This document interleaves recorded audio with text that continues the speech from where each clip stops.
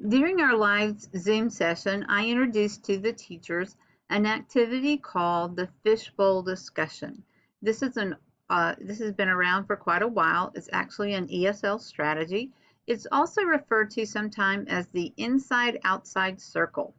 And so the way we adapted that for online is we divided the class into two groups. One group muted their mics and the other group unmuted.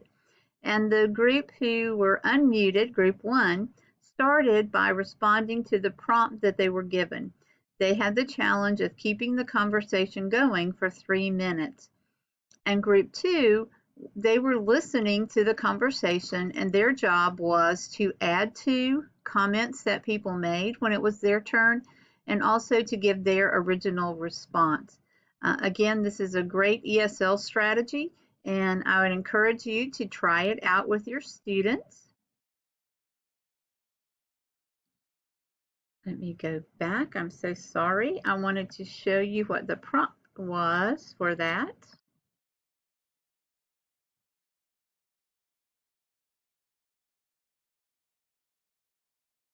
So see, this is like live real time.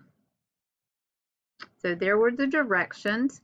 This is how we divided the class so that they would know which group they were in. And then the prompt that we asked them to respond to was, would you rather do your required synchronous teaching from home or alone in your classroom on your campus, and why? And we even provided a sentence stem if they needed that. So we had some great discussions around the pros and cons of the synchronous teaching at home or in the classroom. We also talked very briefly about the importance of working together as a team, whether we're teaching at home or teaching from our classroom. This year, you're going to hear a lot about collaboration. And a friend of mine has created this infographic around mantras and metaphors for collaboration. And one of the things, just two of the things I wanted to point out from this that I really liked, is he talks about every interaction being a deposit or a withdrawal, and making sure that every interaction we have with our coworkers is positive as it can be. We know that everyone's under a lot of stress, and so acts of kindness and acts of grace will go a long way this year. So I encourage you to find that common ground in collaboration. I'm sure many of you are already doing that. The other thing he talks about is that just like the 4 seasons, and we can't change the weather, we can't change people either. Sometimes we can see some mellowing out or changing of attitudes, but just like we can't change the weather, we don't need to try to focus on changing people or fixing people.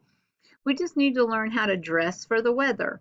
We need to learn how to work with those different personalities of people and focus on the strengths and come into every situation as best prepared as possible, which I think is great advice.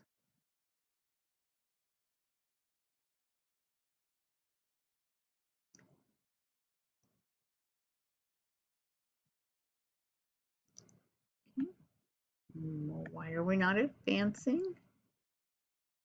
Okay, well, here we go. The choice board.